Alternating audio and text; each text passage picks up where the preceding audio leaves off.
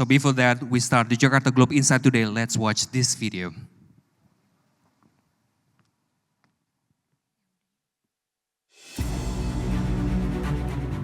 Global markets are shaking. Great power rivalries, supply chain shocks, and rising protectionism are rewriting the rules of global trade. But where the world sees turmoil, ASEAN sees a decisive moment. With 684 million people, ASEAN is a $3.8 trillion economic engine. Look at Indonesia, hitting a record $282 billion export high in 2025, with over $51 billion flowing right here into our regional neighbors. Foreign direct investment is flooding in at a record $230 billion. Led by financial powerhouses like Singapore and resource giants like Indonesia, the region is rewriting the future of EVs, green energy, and digital tech. But to win, we must break down the remaining barriers. Welcome to Jakarta Globe Insight. ASEAN at a crossroads, turning global turmoil into regional opportunity.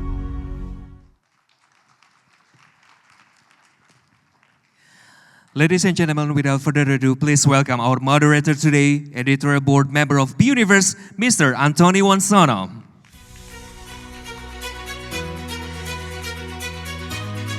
And please welcome our honorary speakers today. The first, we would like to invite Mr. Iman Pambagio, former Director ASEAN Cooperation of Indonesian Ministry, Director General of International Trade Cooperation, 2012, 2014, 2016, 2020, and former Ambassador of Indonesia to World Trade Organization 2014, 2015. And next, we would like to invite Ms. Lili Yan Ing, Secretary General of International Economic Association.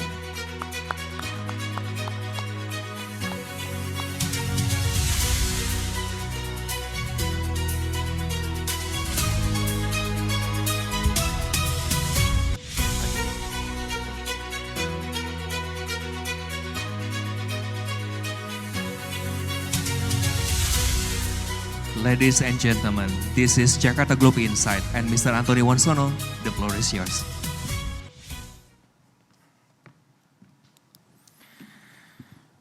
Good morning, ladies and gentlemen, and welcome back to the second Jakarta Globe Insight.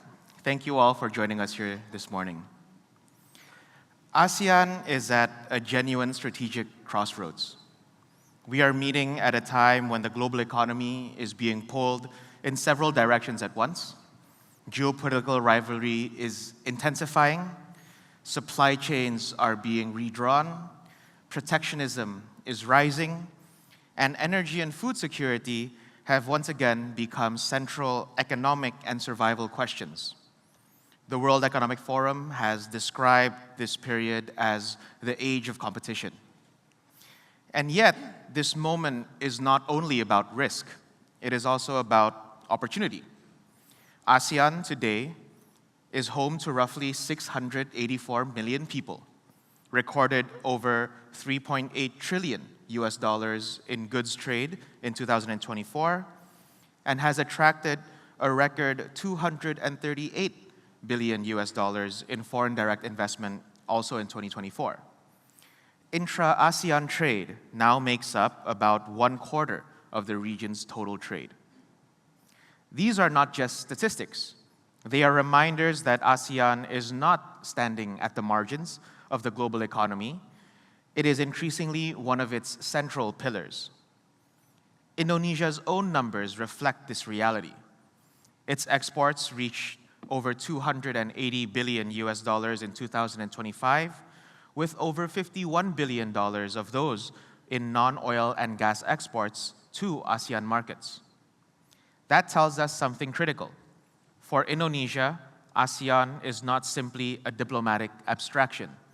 It is a strategic economic space. So the real question for this session is not whether ASEAN matters. It clearly does. The real question is whether ASEAN can move fast enough and think and act boldly enough to turn global turmoil into regional advantage. By deepening integration, crowding investment, strengthening value chains, and building a more resilient and competitive regional economy. To help us unpack this, we are joined by two outstanding speakers today.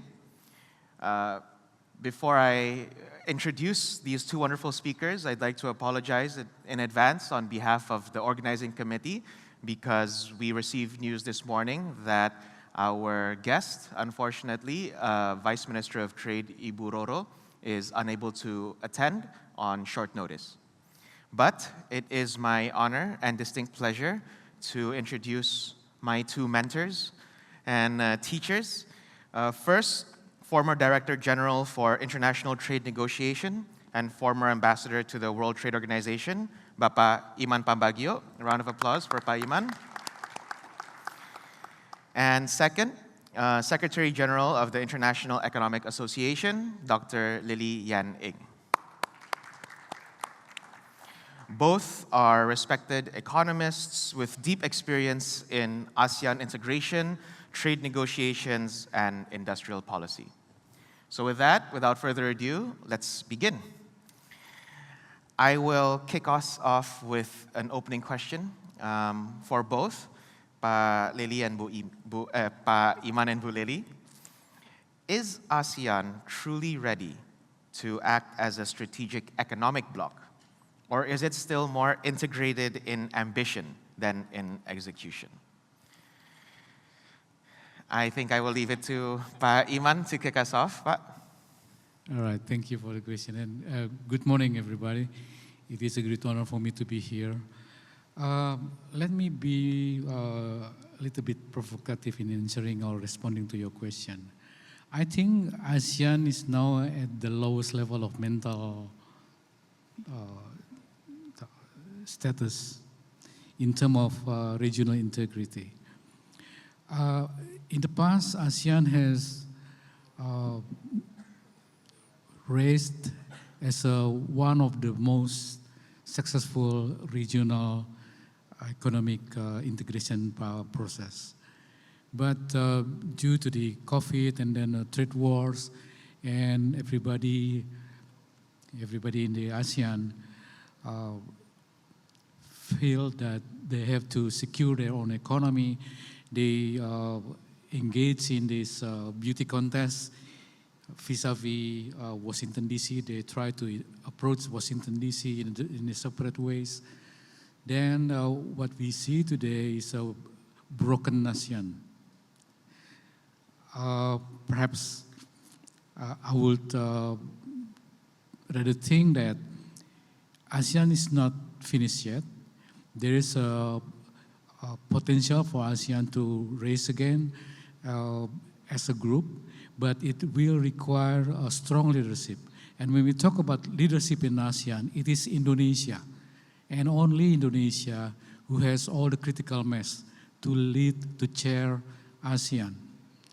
Unfortunately, Indonesia was among the first to wreak havoc the ASEAN by way of looking for bilateral deals with separate countries.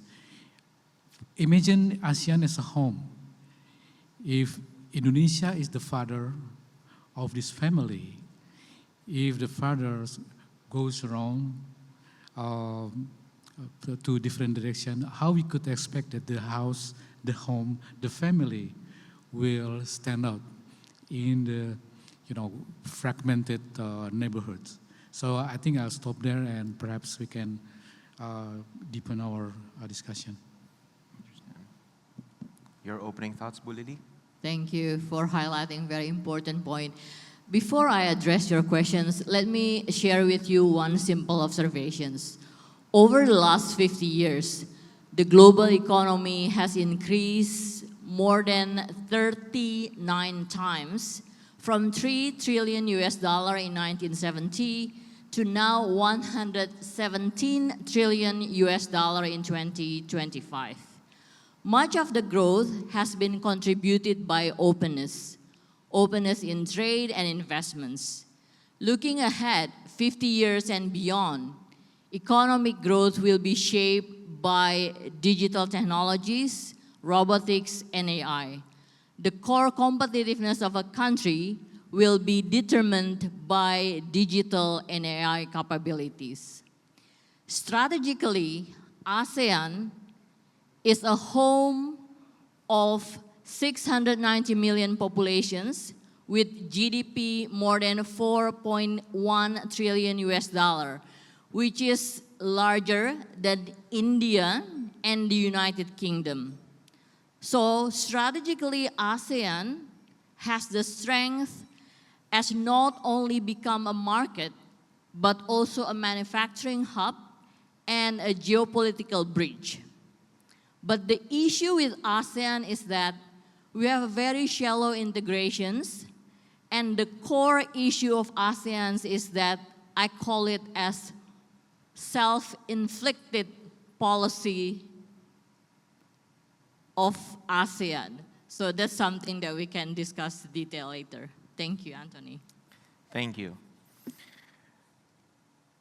Well, there's a lot of topics in the first two statements for us to unpack. Frankly, it seems like both Pa Iman and Bu Lili, you've provided a very realistic, stark, even assessment of ASEAN today.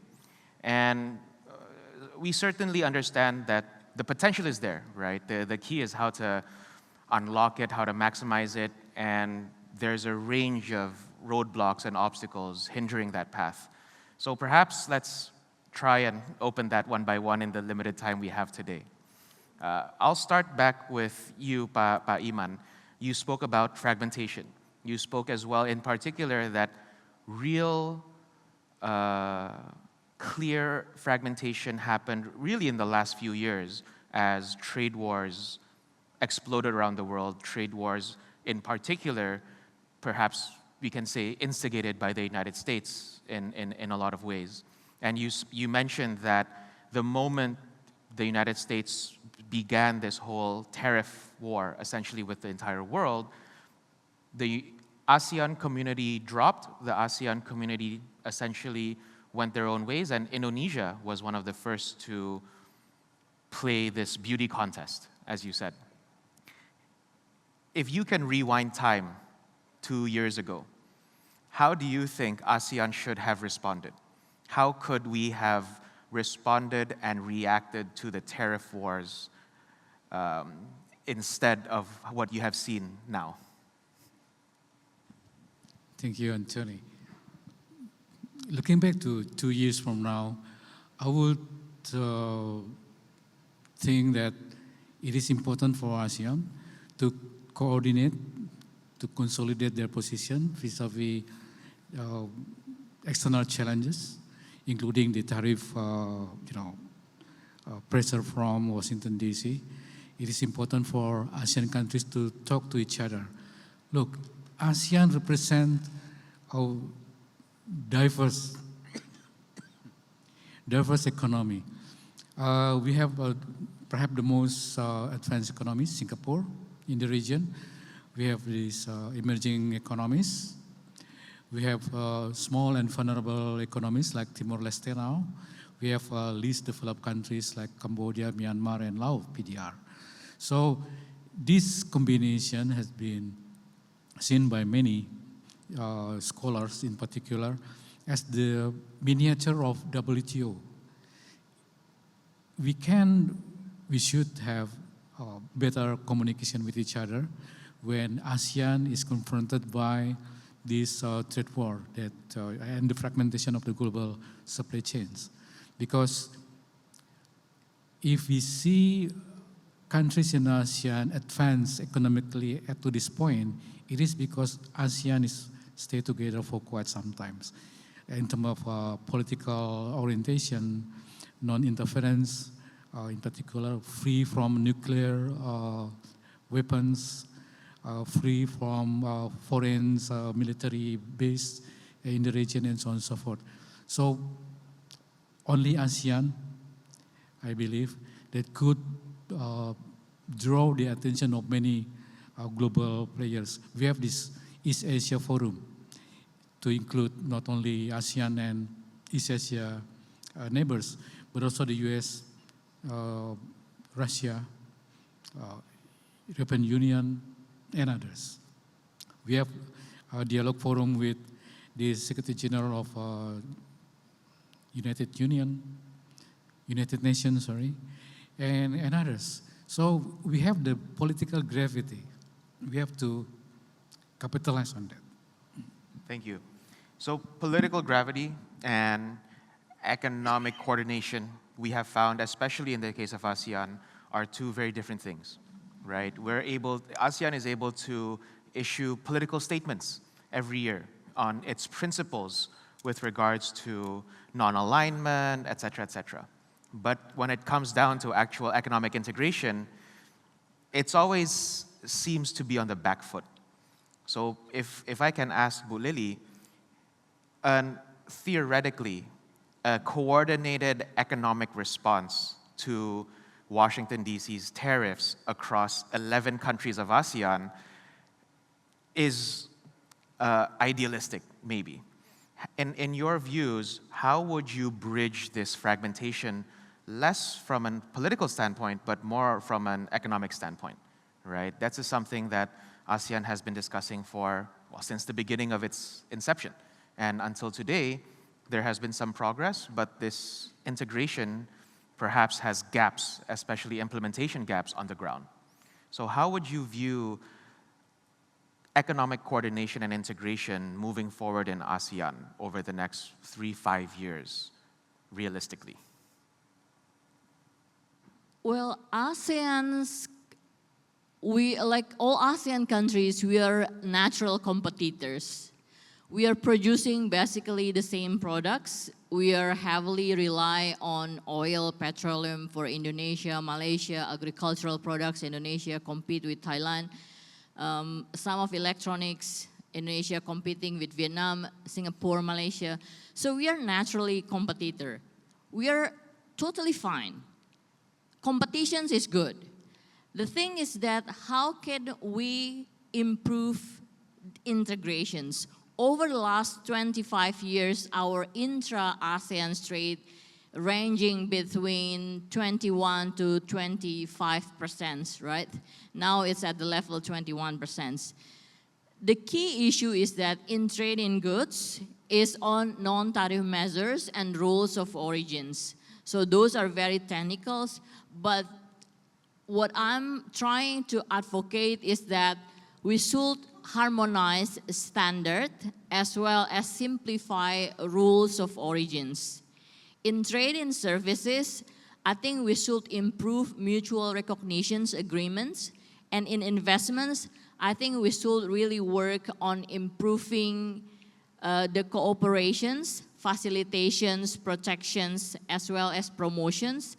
And we need to really work on simplifying or reducing the improving foreign equity caps, as well as reducing investments barriers like investments licensings and permits for us to be able to improve intra-ASEAN trade as well as investments. Okay.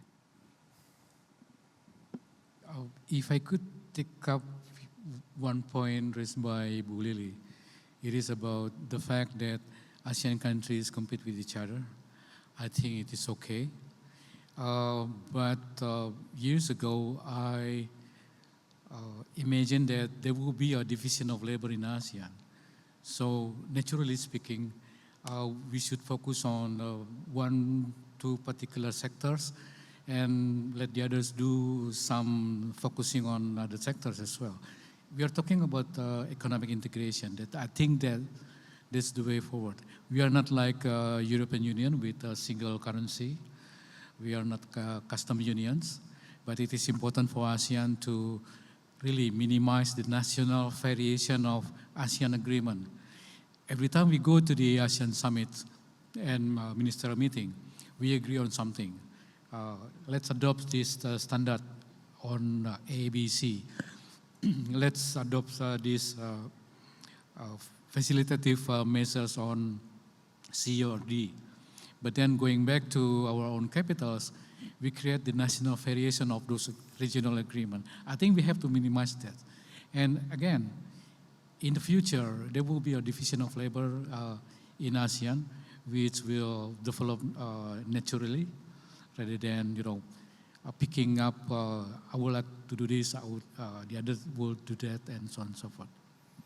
Is division of labor, division of economic sectors truly feasible? Because at the end of the day, actually, one of the things that will determine division of labor is actually potentially things like geographic location, right? Tropical countries, access to raw materials, access to commodities. These are some of the things that actually ASEAN as an entire region is quite rich in. Do you really think it's feasible for us between different countries to either organically or by design start dividing up sectors across countries? Yes, it is quite feasible. And let's see this division of labor not in a rigid perspective. Automotive sector, for example, for quite sometimes, I think Indonesia focusing on certain type of automotive, sedan. Thailand focus on some other, segment of the market. Philippines focusing on this, I think the transmission.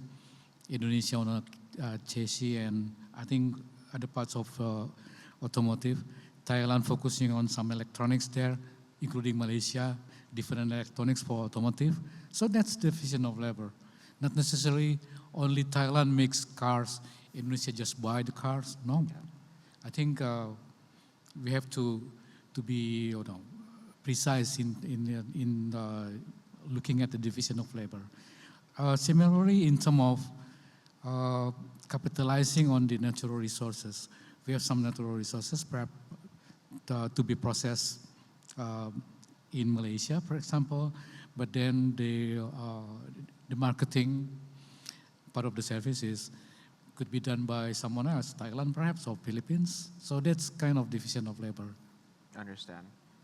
So your point is actually we don't have to look at division labor as a sector, each country essentially controlling one sector, but one sector's supply chains can be split across multiple countries, right?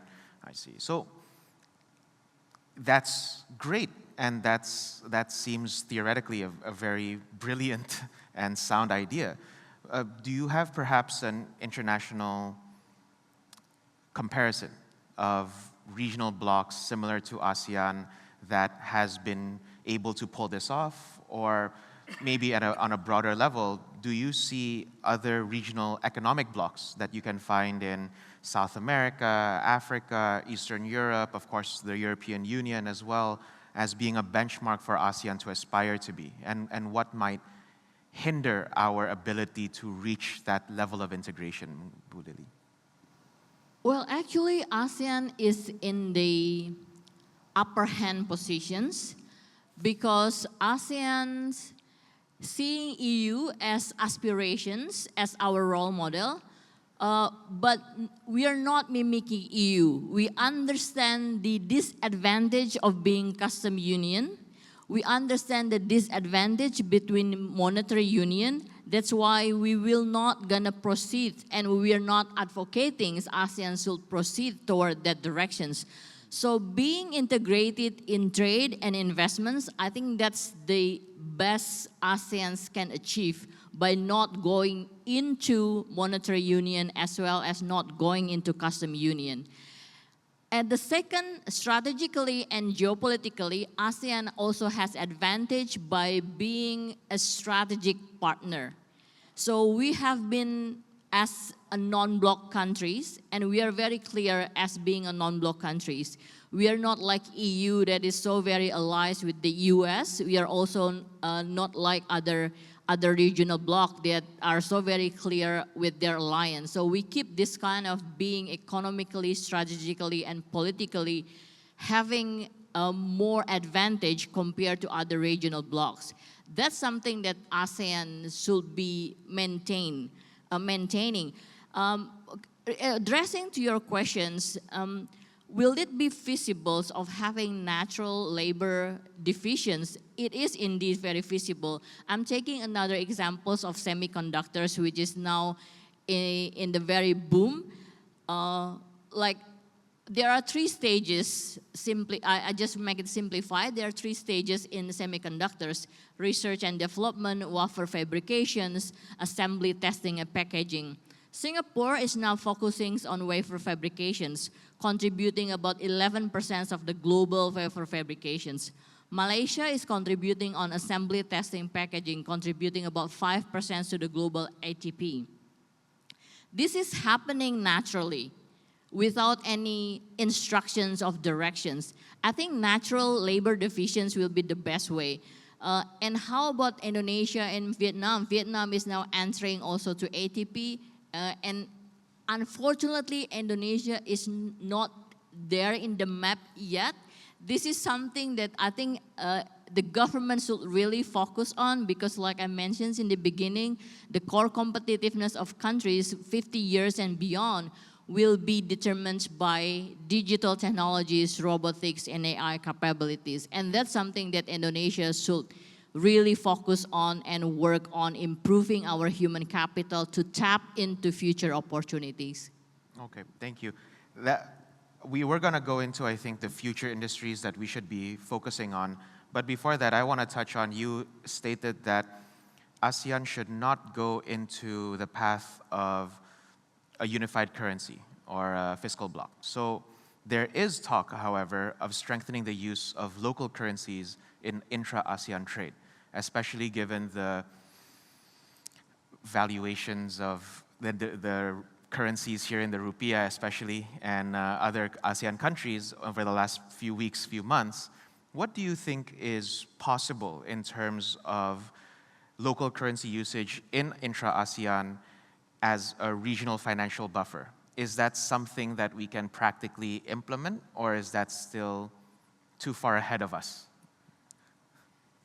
The thing is that considering the different level of developments in ASEAN, like Singapore, Timor-Leste, Laos, Myanmar, I don't think that it is fair to share fiscal burden equally. And I don't think that Singapore is willing to do it.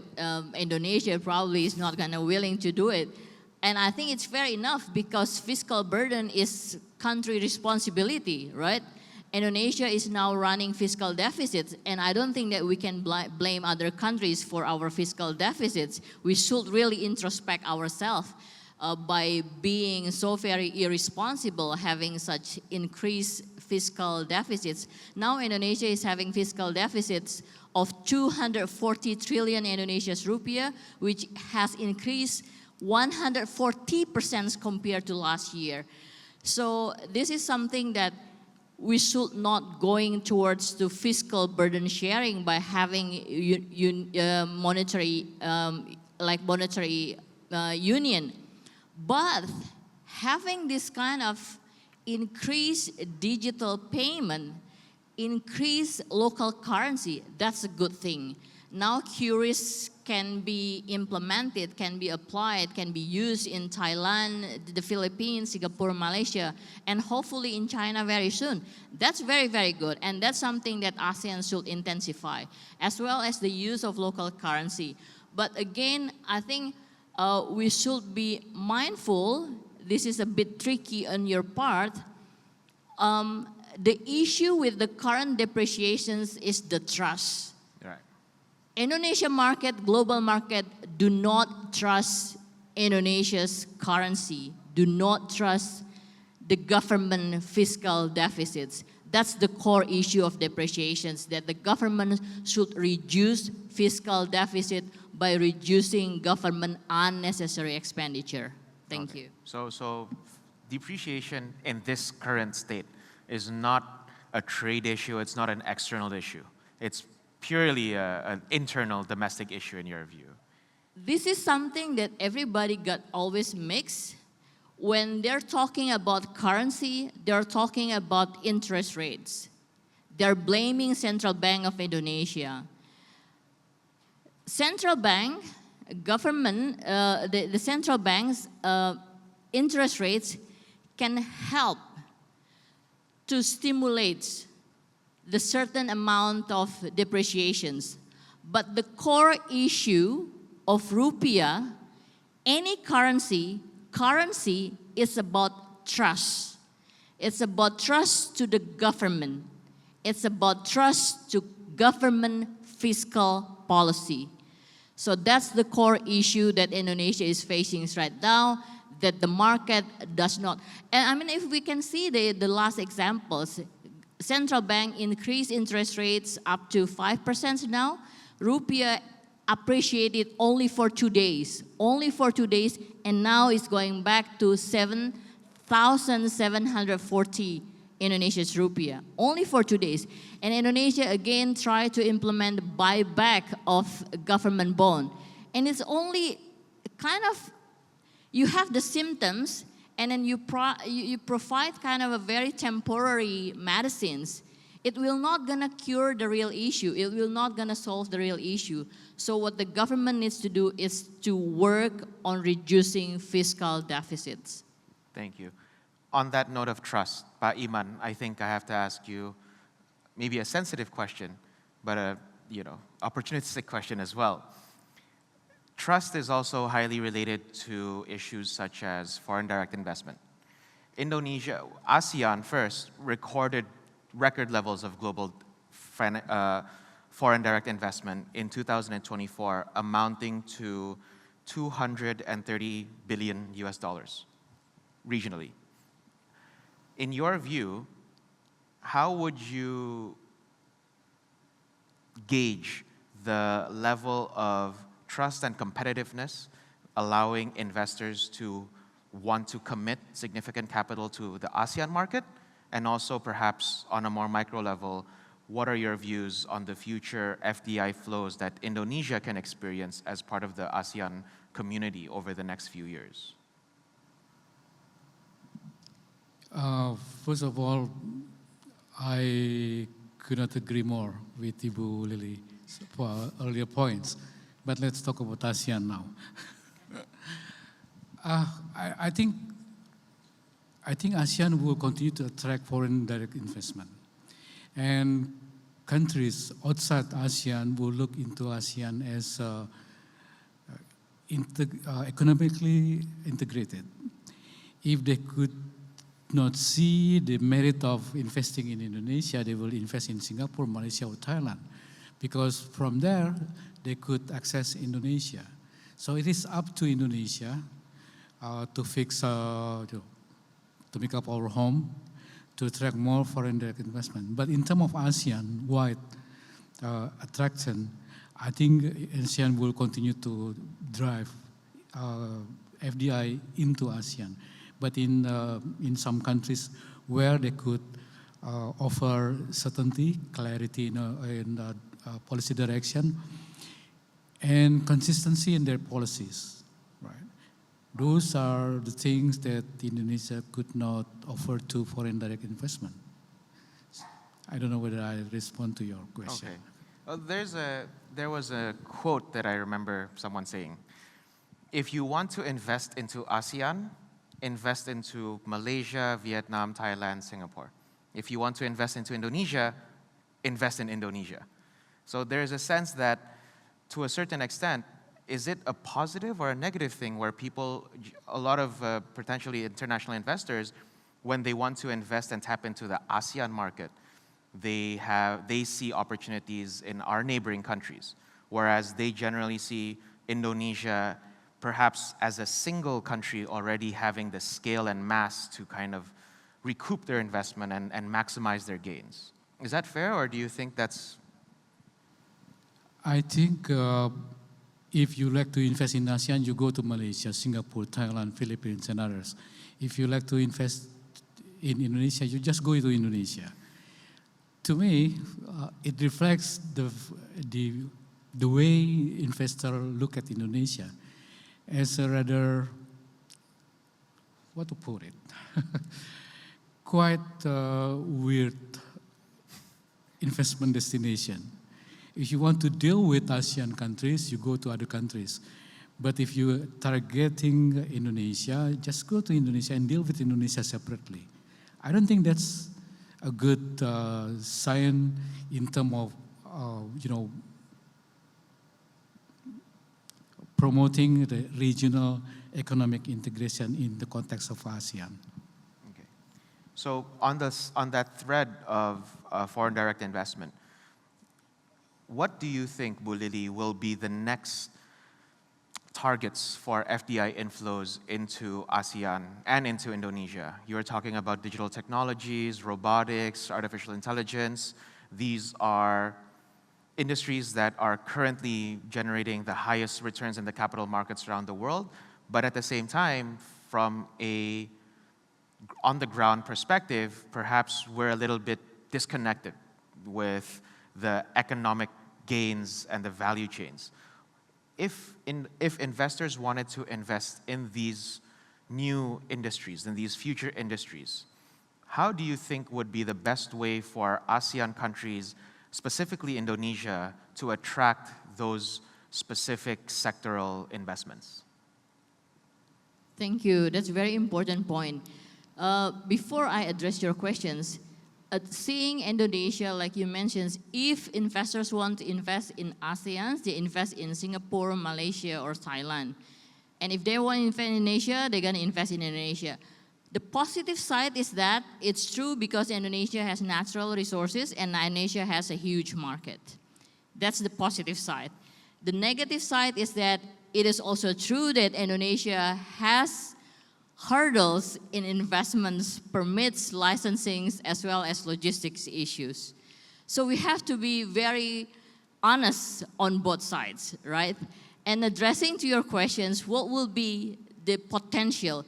If we see since the first Trump administrations, many investors trying to relocate, foreign investors as well as Chinese investors try to relocate from China to Southeast Asian countries, simply because geographically we are very close to China, and China has China One policy for investments expansions.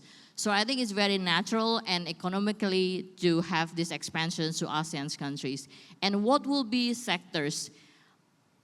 It's all related to semiconductors, telecommunications, automatic data processing machines.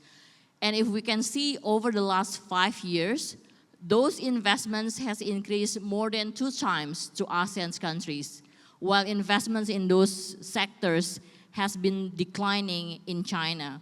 So simply because China wants to expand its portfolio and simply investors are being very realistic, because the US-China competitions will not gonna stop today, will not gonna stop tomorrow. It will be extended to technology, strategic industries, and it will be going on for so long. Regardless Democrat or Republic will be in the White House, the competitions between China and the US will remain the same, if not escalating.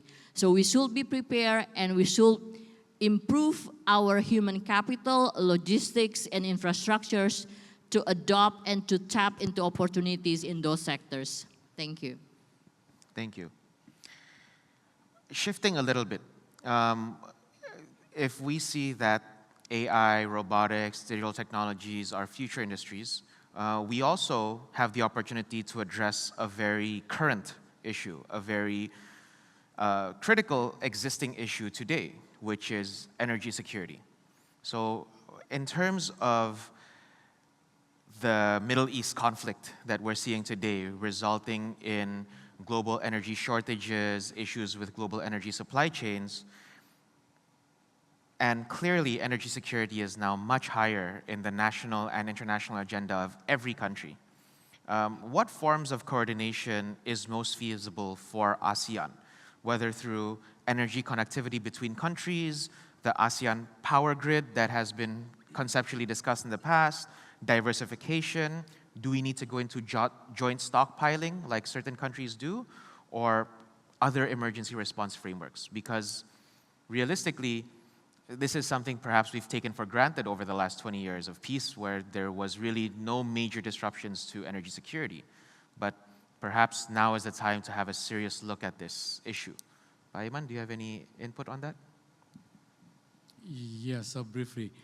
I think it is concerning that over few decades, we associate energy with Middle East.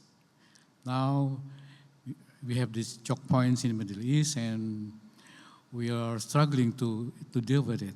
I think it is time for ASEAN to look east. I'm talking about the Pacific corridor. The United States has abundance of oil resource, Canada as well. Some Latin America also offer some significant numbers of energy, and there is no choke points in the Pacific Ocean.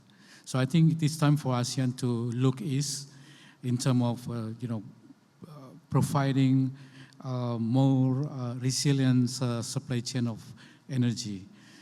But internally, I think among ASEAN could also continue to deepen our cooperation in these particular sectors. I think it is time for us to be serious on the ASEAN, what you guys said? Energy grid, power grid. Yeah. It has been there for quite some time, but I don't see the seriousness of ASEAN countries to work on this. But again, the bigger picture is that for ASEAN to look east, look at the Pacific corridors. The potentials are there, and perhaps not to abandon the Middle East source of energy, but we have to now diversify the value chains, supply chains toward the east of ASEAN region. Thank you. Do you have a response? Thank you for highlighting. That's a very interesting and very important point. We can have stockpiling, we can have improving cooperations on the paper. On the paper and for summit for the talk. But in reality, it's just impossible and it will not gonna work. Stockpiling is just stockpiling. When it comes to energy and food, let's be realistic. It's about human life. Each country will gonna fight, right? So what Indonesia can do is that we should, and ASEAN can do, we should diversify our energy. And the diversifications, actually Indonesia is very, very abundant. We have solar panel, we have hydro. So we should move into hydro and solar panel. And someone or many may argue that it is very expensive. Expensive, it's about economies of scale. It's expensive because we don't produce and we only consume very little. But if we produce and we consume in the massive scale, then the cost it'll become lower. Probably even much lower than the current fossil fuel energy. So it's time for Indonesia to start moving for diversifications, our energy to hydro and solar panels. And in terms of food, it's also the same. But the good thing, I think, in ASEAN, food is not really so much issue, particularly in Indonesia. So other than semiconductors, telecommunications, and automatic data machines sectors, I think food and agricultural and food processing will be another sectors that will be growing in ASEAN. Please. Just one very interesting point, the notion or the public sentiments that perhaps the new energy is expensive, right? I recall that I think in 2017 when we resumed the Indonesia-Korea SEPA negotiation, I was approached by some high-level official from Hyundai, Samsung, and others in Seoul, and the Minister of Korea came to Indonesia to relaunch the negotiation, and we had this conversation. I think Pak Enggar was there in the room as well. One of the points being proposed by Korean minister is to develop a cooperation to develop hydrogen energy in particular for automotive. And I brought this message to the relevant ministry in Indonesia, and they said, oh, that's too expensive, that's far away. Let's focus on nickel-based energy. And I think with the support of AI and other related technology, it is become more feasible now to have a hydrogen-based energy. And in fact, some talents in Indonesia also can produce that energy. So I think it requires a large shift of mindset in talking about new energy and how Indonesia could capitalize on our own resource to develop this new energy. Thank you. Okay. So with regards to the energy crisis that we are currently facing, your views are diversification more than coordination, because that's the most realistic approach. Diversification in actual sources of energy or in supply chains of energy. Down the road, Indonesia, ASEAN, in the last 1 or 2 decades, has generally been seen mostly as a manufacturing base, as a manufacturing hub in the global supply chain. You've already mentioned that the future will be robotics, AI, digital technologies, essentially targeting a move up the value chain in the global economy. In your view,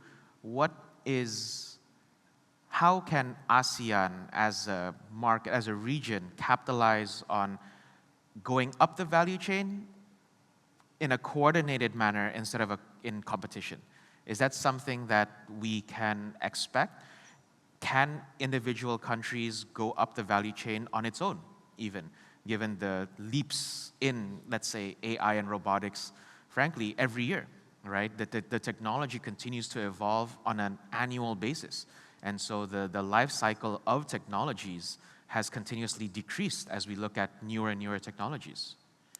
Is this something that Indonesia and ASEAN as a whole can capitalize on? Is it possible for us to catch up with China, Taiwan, the US, Japan, and South Korea?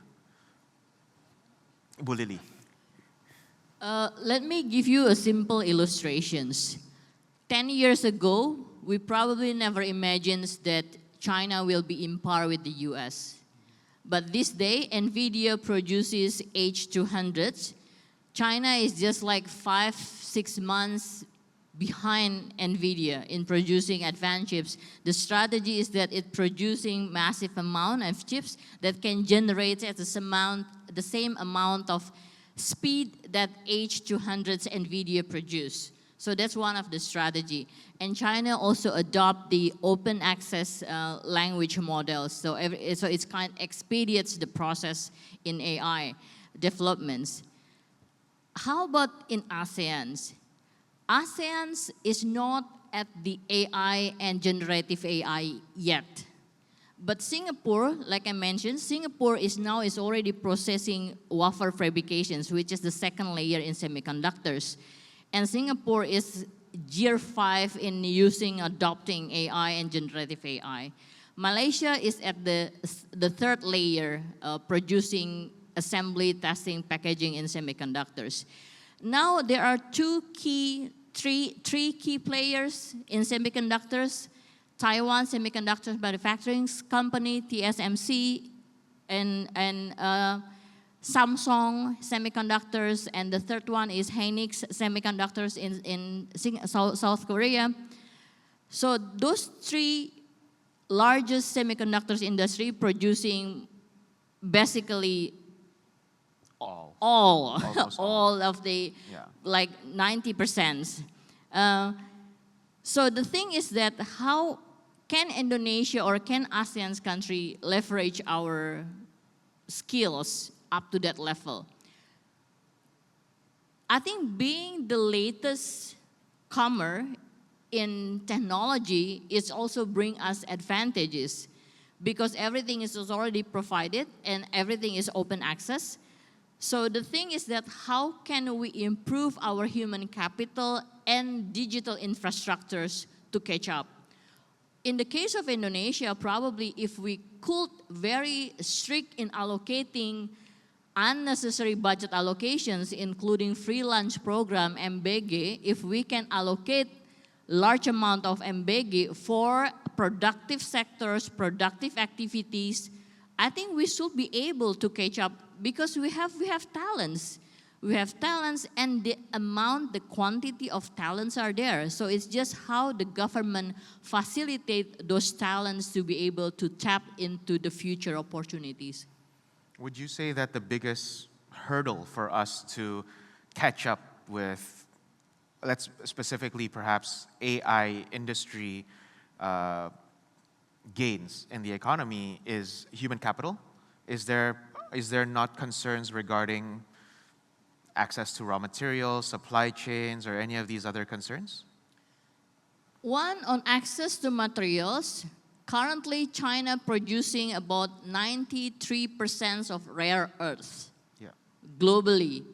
Other countries want to catch up. It may take about 2-3 years to produce, and the quality, nobody knows, right?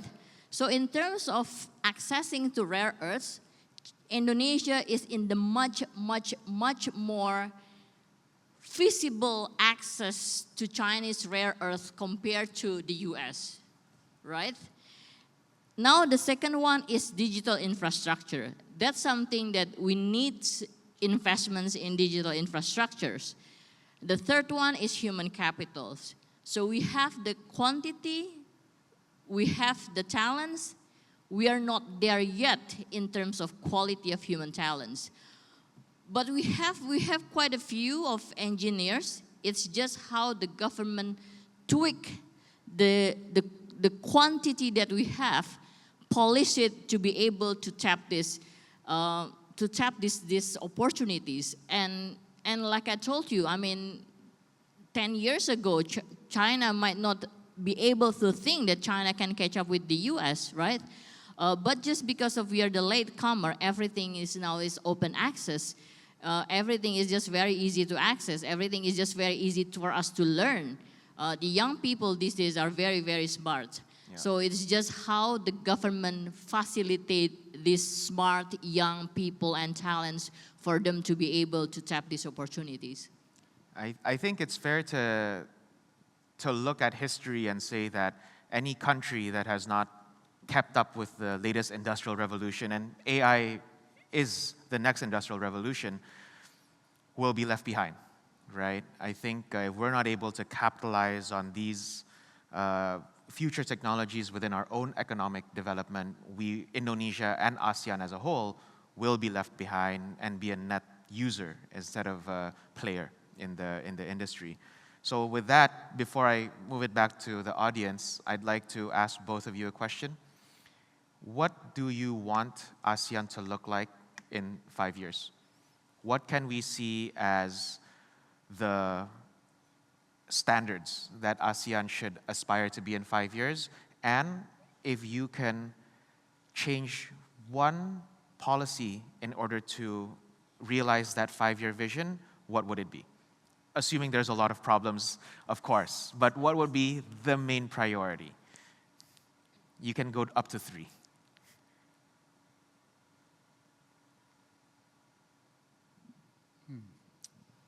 I don't expect that question. ASEAN. Okay. First, I would expect that in the next 5 years, ASEAN has a stronger leadership in keeping the 11 countries together. We will not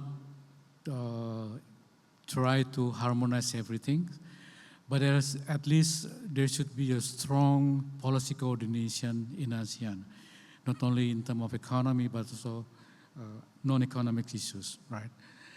Secondly, I would expect that ASEAN will become more integrated in terms of regional supply chains, not to be exclusive, but to be part of the broader regional and global value chains. The third point is that my expectation is that Indonesia will continue to show some leadership, because only then ASEAN would be seen as respectable regional groupings in the world. Is this your expectation or your hope? Both. It depends on Indonesia, actually. Yeah. And I don't see there's, at this point in time, today, this hour, I don't see that Indonesia could take this historic role in, rebuilding ASEAN into that point. Actually, the implementation of the QRIS code across borders is actually a very Indonesian-led approach, and that's a pretty tangible result of leadership, right? Bu Lili, your vision for ASEAN over the next 5 years? Visions or strategy? Both. Your vision and then how to practically approach that. Pragmatic solutions that I would like to advocate. First, prudent fiscal policy.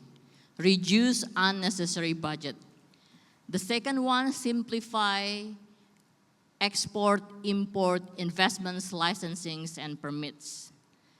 The third one, invest in digital infrastructures and human capital. All in all, the vision is that ASEAN should not be a battlefield of confrontations, but ASEAN should be positions itself as a strategic partners of growth, trade, investments, and economic cooperations. Thank you. Thank you. And with that, we would like to open up the session to the floor for questions and answers, and this time it will be directly. Table number, is that 9? Oh yeah. Ma'am? I think we'll be moving the mic around.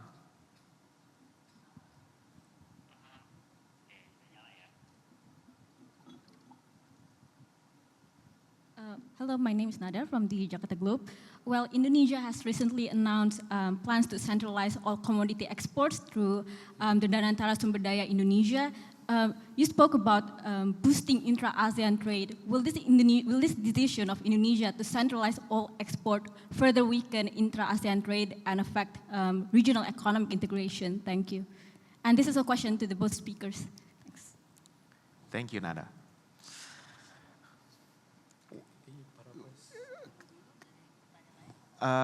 Let's do one by one. And then, well, fortunately, if you stay for the next session, Pandu will be speaking specifically about that as well, my understanding. But please, your views. If we recall, this is not the first time, if we recall back to the early days, the old regime, Indonesia has Badan Penyangga dan Pemasaran Cengkeh, BPPC, and it failed. Why it failed? Because it has monopoly and monopsony power. Anything that is regulations-driven monopoly will be failed. Why? Because it will only cause higher prices, and higher prices will be a burden for customers. In this case, BPPC operates only in domestic market. In this case, Danantara Sumber Daya Indonesia, DSI, operates for international markets. It has the power of monopsony as well as the power of monopoly. So it's gonna put burden on the producers as well as consumers. Will it gonna work? Basically speaking, anything related to regulations-driven monopsony and monopoly power will only gonna create increased prices that will be a burden for producers and consumers. Thank you, Bu Lili. But I just want to add the philosophical thought about this. I think we underrate the potential of Indonesian, of the human defects. We incline to be corruptive. we incline to commit nepotism and so on and so forth. I think that should be addressed. Whatever design that you want to put on the table, whatever theories that you would like to apply, but if the human integrity, human capacity doesn't support these ideas, we are going nowhere. So I just stop there. Okay. Well, if I may add one thing, to make it fair, if under-invoicing or mis-invoicing is found, it is good if the government try to improve the administrations. So the government should improve the roles of any administrative agencies who are responsible on those issues, right? So it's either customs, tax administrations, or other agencies who are involved in these issues. And they should take responsibility and be accountable of their actions. That's something that I agree with the governments. But the solutions is not by expanding government interventions, but by improving better governance. Okay. It's like you have a car, and the car's battery is dead, and you replace the engine. Okay. Well, we have a few more questions, so let's get to them. We have time for one more question by raise of hand. Let's try the one from table number 12, please. Okay. Thank you for this opportunity. My name is Jeremiah from Eastside Central. So my question is, you mentioned Indonesia's long-term energy transition will favor hydro and solar. Given that, how should a pure-play producer like Bayan Resources position itself for the next decade? Should Bayan gradually diversify into renewables by acquiring hydro and solar, like Arcora Hydro or Kencana Energy? Or should they transition to waste-to-energy strategy similar to Toba? So which one creates more long-term value to shareholders? Which do you think? Thank you. Thank you. Bio versus hydro and solar, and what would I think the private sector do to accommodate these future energy sources down the road? I think it should be a combination of those things. Overly dependence on one particular direction, bio or solar or hydro, I think we will put Indonesia in a rather shaky ground. So the future of the economy is diversifying and resilience. You cannot be resilient if you don't diversify. In terms of investment, in terms of industry direction, policy direction, in terms of market access, and so on and so forth. I'm not the expert on energy, but as far as I learned, the most economical and feasible for Indonesia at the large scale is solar panel. Thank you. Thank you. Okay, we have time for, I think, two more questions from table number 5. Okay, thank you, Pak Iman and Bu Lili.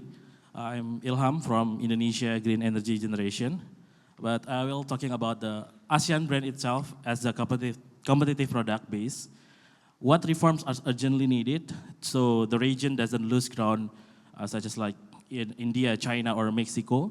Especially in Indonesia, we know there are some challenges remain, including the permit, bureaucracy, and also like illegal fee, like some China chambership mentioned previously. Despite there been some policies taken, including the latest special task or Satgas, debottlenecking, it seems that the effectiveness still need to be improved.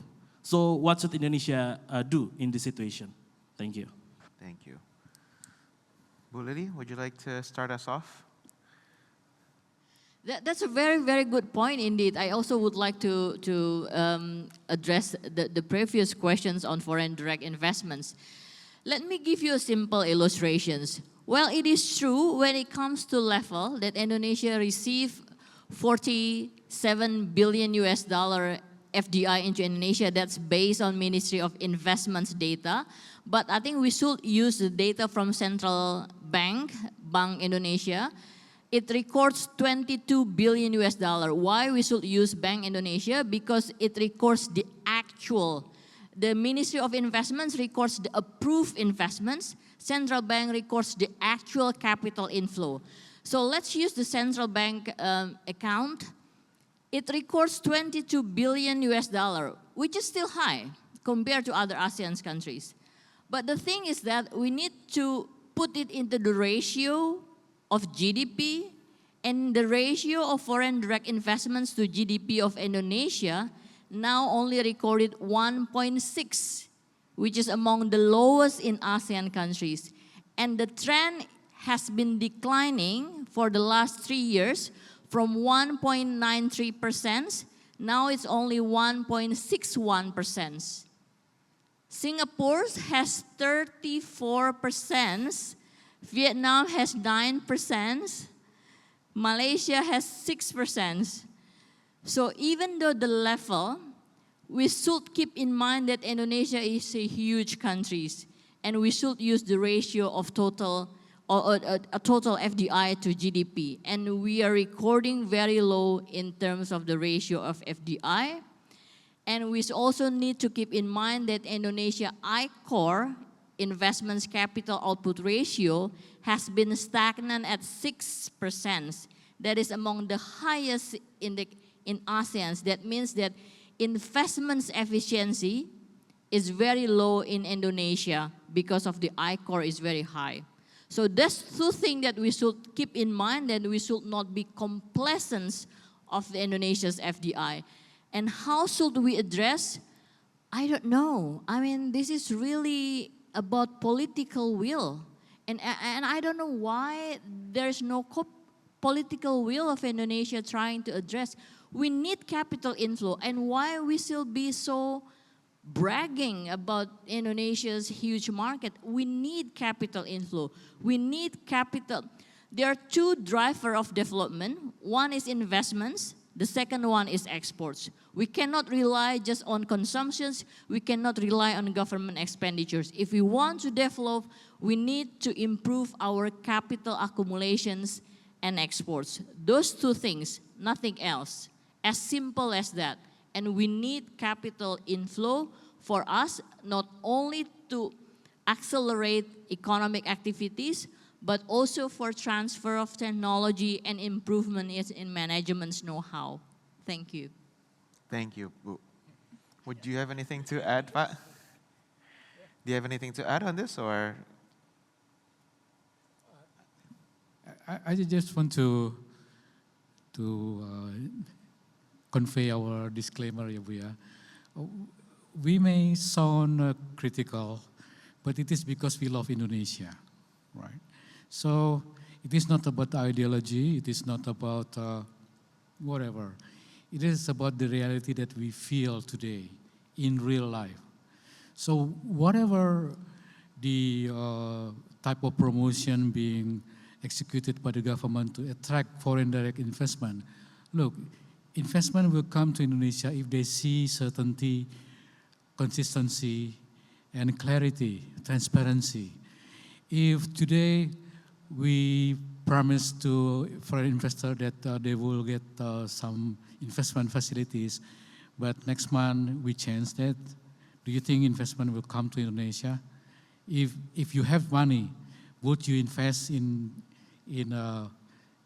let's say, city or province that continue to change their regulation? Not to mention the fact that there's a non-economic disturbances like, disturbance in terms of security, what is LSM? NGOs and others coming to your factory every month asking for some security fee. NGOs are a nice way to put it. No, it's not NGOs.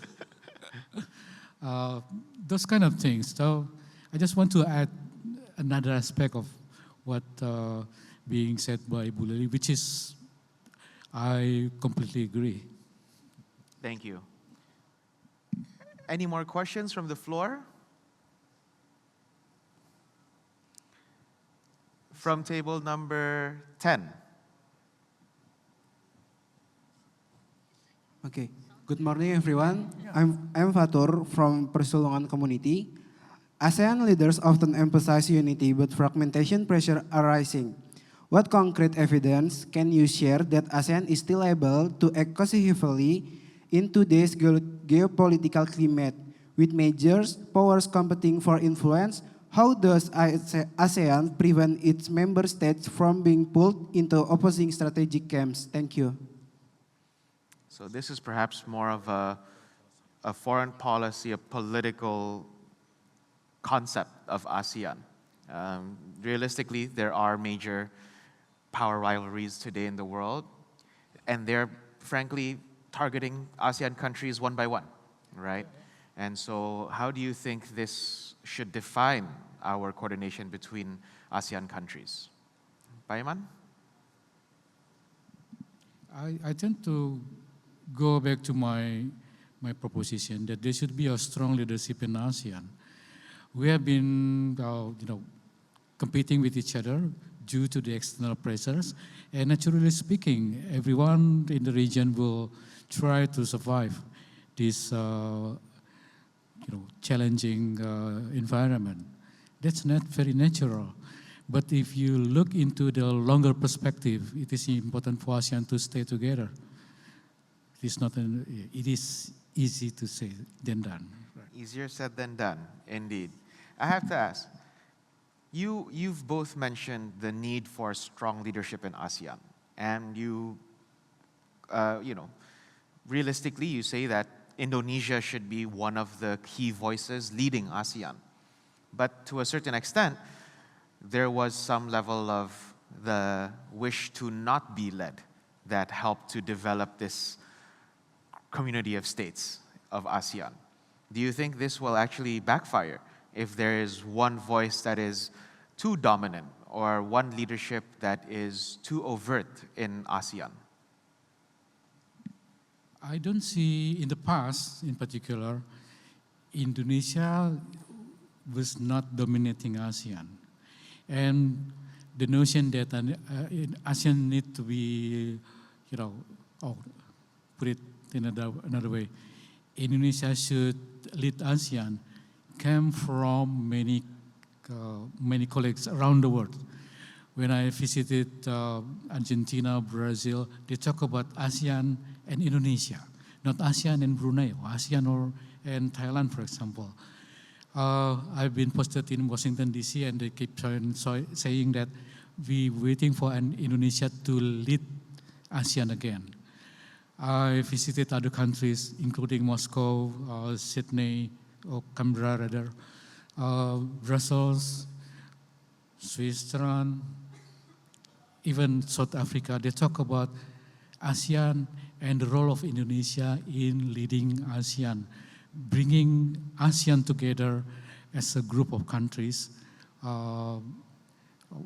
working to deal with pressure coming from the East and from the West. Okay. So it is not my dream.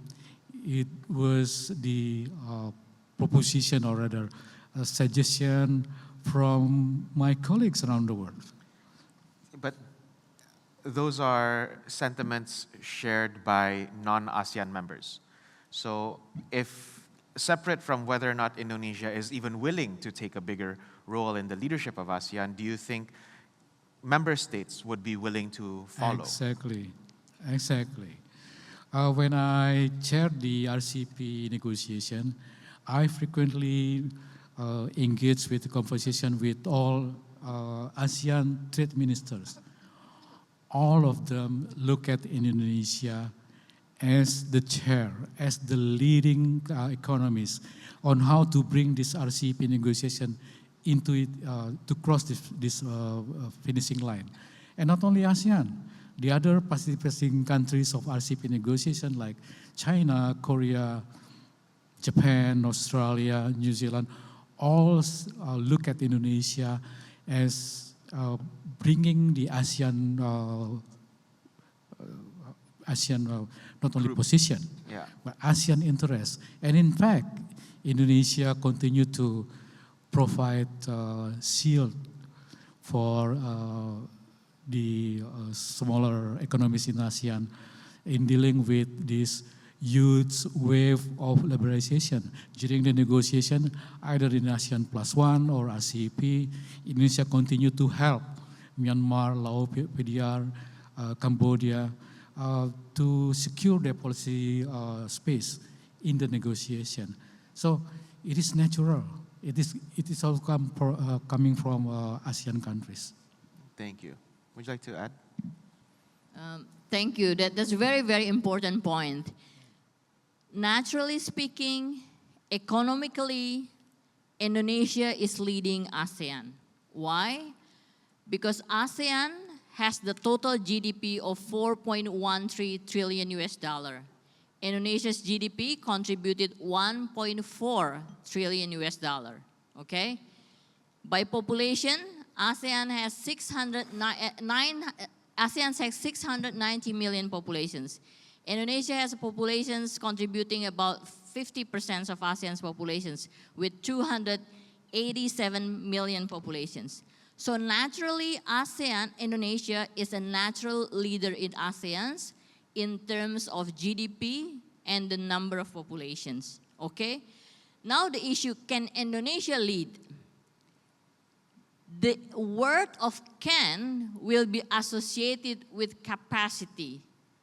And capacity, we can only determine capacity by sample.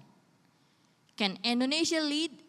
Indonesia can lead if Indonesia can give good example in managing its own domestic country in terms of policy, regulations, transparency of regulations, and the most important things is governance.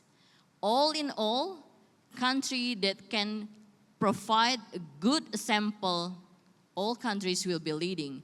Taking again example, Singapore is very, very minor country. It's a city country, but it has a strong voices in ASEAN because it can lead by sample. It shows good governance, it shows good progress in economy, and that's why other countries would like to follow.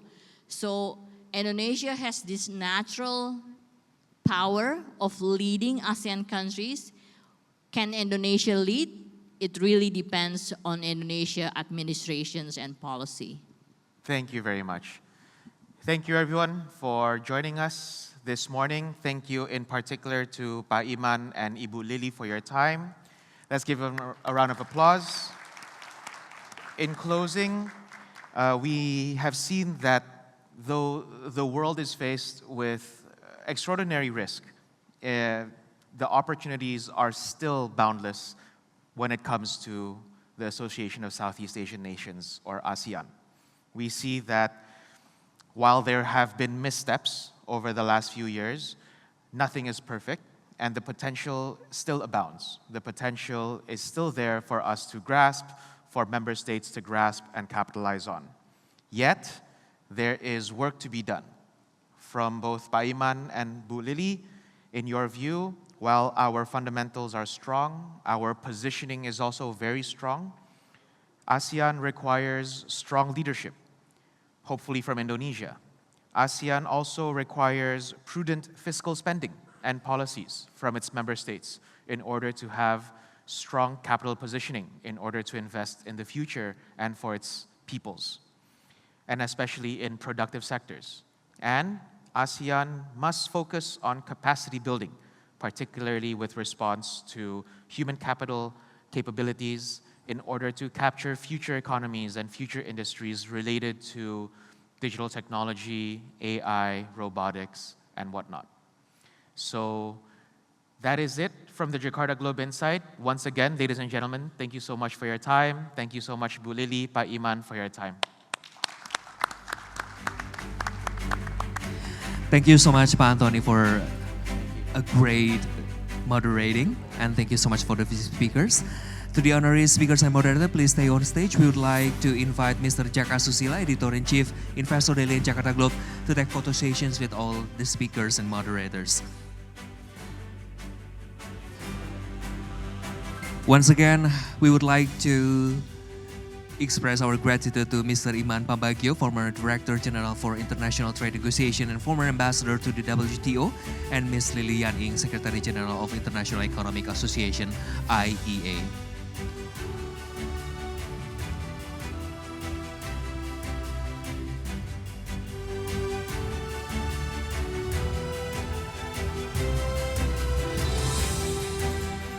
So let me help to count down. 3, 2, 1. Once more. 3, 2, 1. Thank you so much, Mr. Anthony Wonsono, Mr. Iman Pambagio, Ms. Lili Yan Ing, and Bapak Jaka Susilo. You may return to your seat. Ladies and gentlemen, that's wrap for Jakarta Globe Insight. Please give round of applause.